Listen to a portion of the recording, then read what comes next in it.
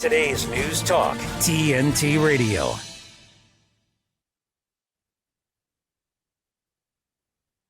Welcome back to the Pelle Noreth Taylor Show on this Thursday afternoon. We're going to pivot to the United States now, where lots going on there. We're going to talk to Kacee Allen, who's a 23-year-old American journalist who hosts the Kacee Allen Show. In his talk show and on X, he covers American values, culture, finance, politics, and foreign policy, and more. He's an American patriot who supports free speech, and he's here to tell us about the New York case with Donald Trump, which is incredibly confusing because there's been so many cases against Trump. Welcome to the show, Kacee. Thanks for having me back on, Pelle. It's great to be here.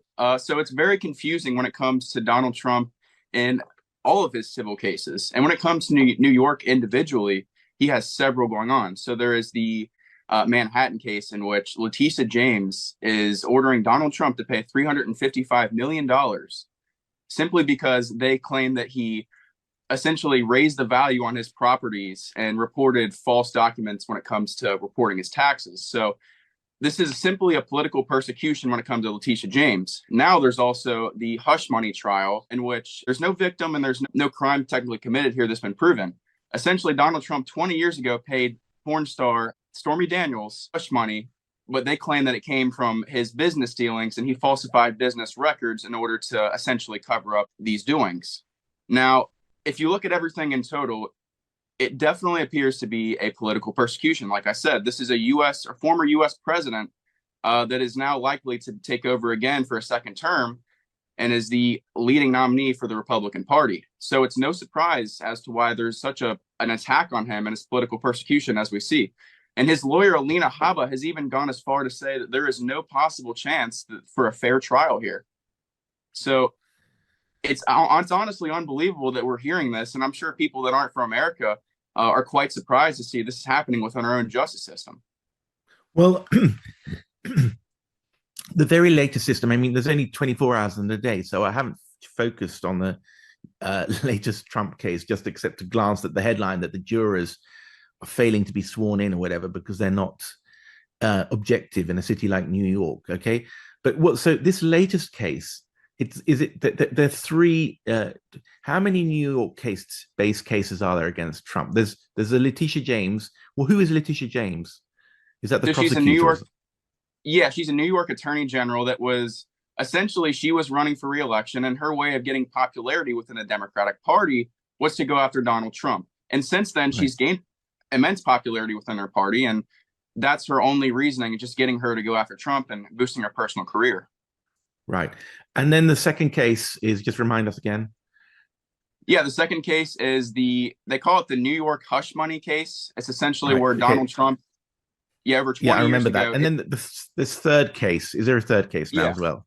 And just tell us a little bit more detail about that.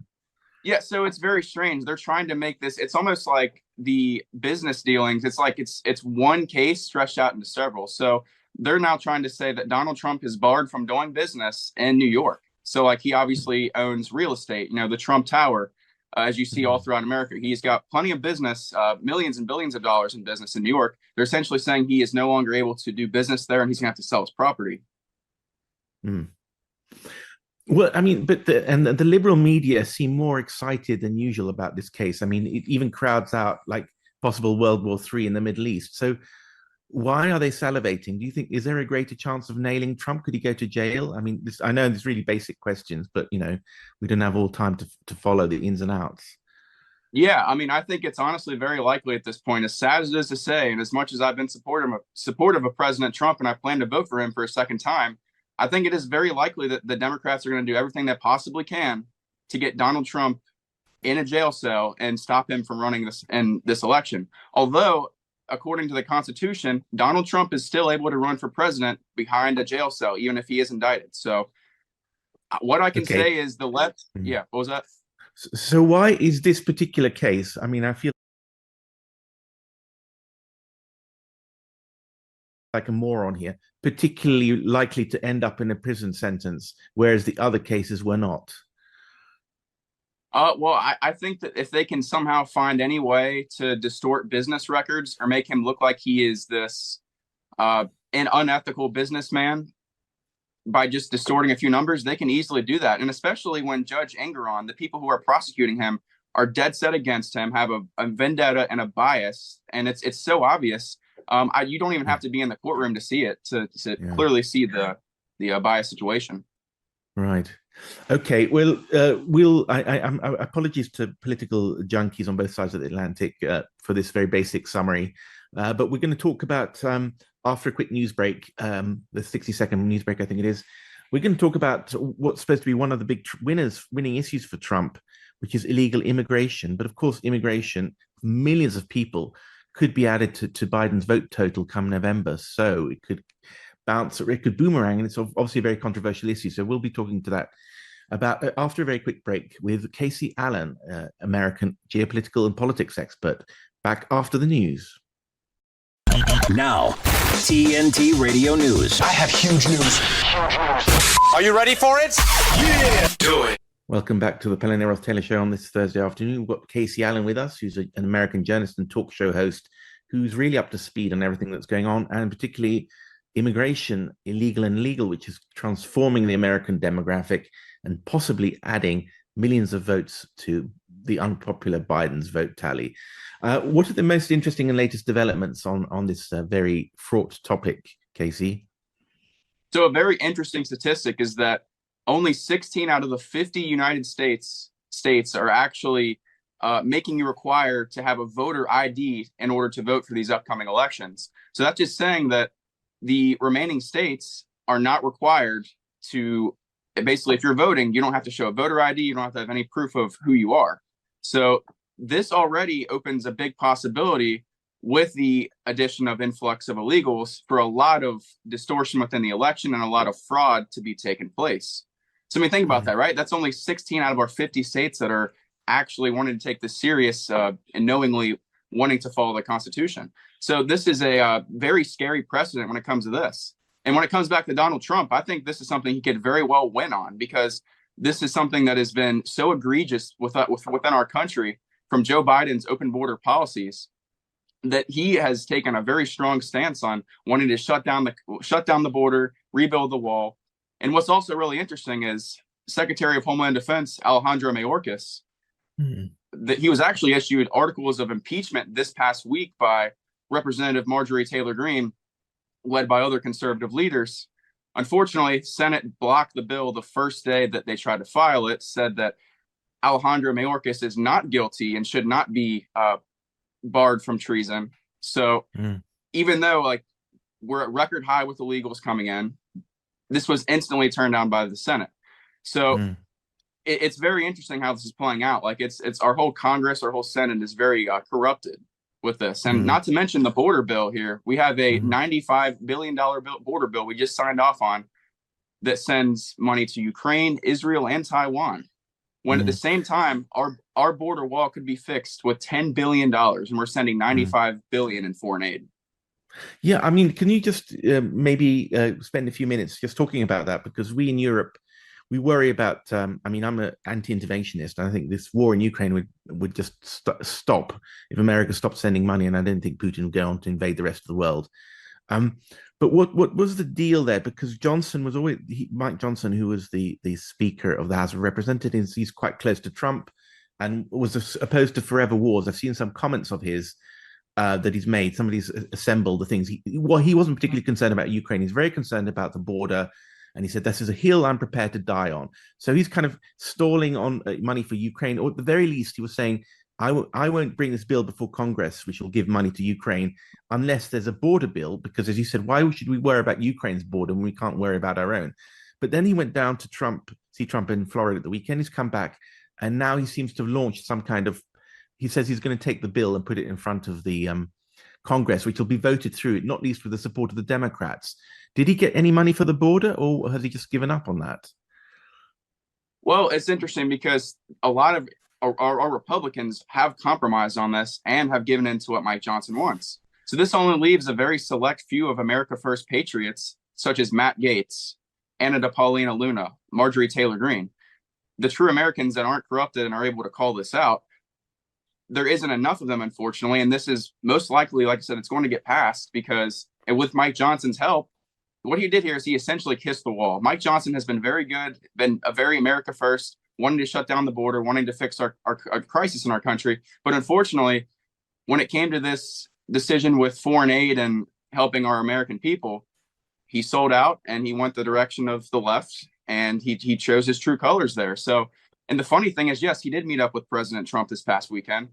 But what's funny, after President Trump, heard his support for the Israel and Ukraine funding, he says, in quotes, "We'll have to see how this goes when it comes to the his possible vacating as speaker," because that's what many of the America First Republicans are wanting at this point. And again, it's very sad that we have to replace another speaker. Mike Johnson's a 56th speaker. Kevin McCarthy was just ousted 8 months ago as a previous speaker.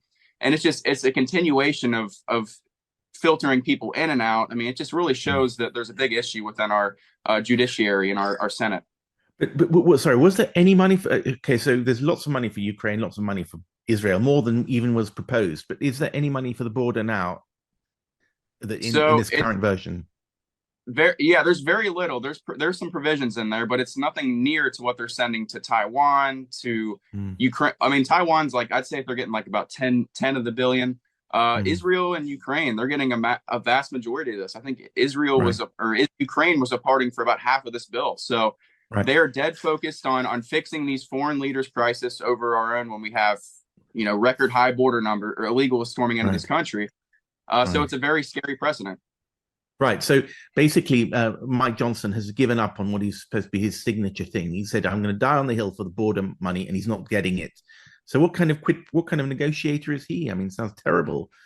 Anyway, you're saying, can you explain in really simple terms in what way the America Firsters in Congress, the non-corrupt representatives in Europe, we've even heard of them because they pop up occasionally on Twitter and so on. Marjorie Taylor Greene famously told British Foreign Secretary David Cameron to shove off or kiss my ass or whatever. Do they have the ability to get rid of Mike Johnson? Well, that's very interesting to say that, because you think about 8 months ago when Matt Gaetz stood up and stood for the vacating of Speaker Kevin McCarthy. It actually worked because they proved that McCarthy was compromised by the Biden administration and his corrupt policies that he wanted to pass. This was good, getting McCarthy out and getting someone in like Mike Johnson, who allegedly was an America Firster, and up until this point when he sold us out and, he kissed the wall when it comes to foreign aid. Yeah, but I mean, sorry, I have to, if the Democrats support him and if he's supported by many of the rhinos in the Republican Party, I mean, the people who are sort of globalist or whatever you want to call them, pro-warmongers, can't they keep Mike Johnson in power? I mean, they're not that many of them. How many rebels or America Firsters are there in the House of Representatives? How can they withstand a bipartisan support for Mike Johnson? Well, I will say it's much harder than it was before. With McCarthy, I think there was a lot of actual intel as to why he was corrupting our America First agenda. And Mike Johnson was very slippery. He was very sneaky with the way he was very politician-like. So he was able to get people along this far. The rhinos, the establishment Republicans, of course they're going to go along with them. They're not going to want this change to happen. But again, we have to be real here. These people do not represent the America First movement. And like I said, there's only 15 to maybe 20 tops.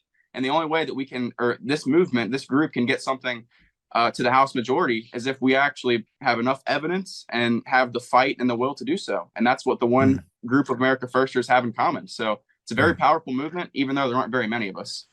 Okay, we've got to wind up here. So I'm going to just ask you one more question, because I mean, some of the blogs I've been reading speculated that Mike Johnson is playing like 3D chess. He's got some really smart plan he's actually working with Trump to delay Ukraine bill.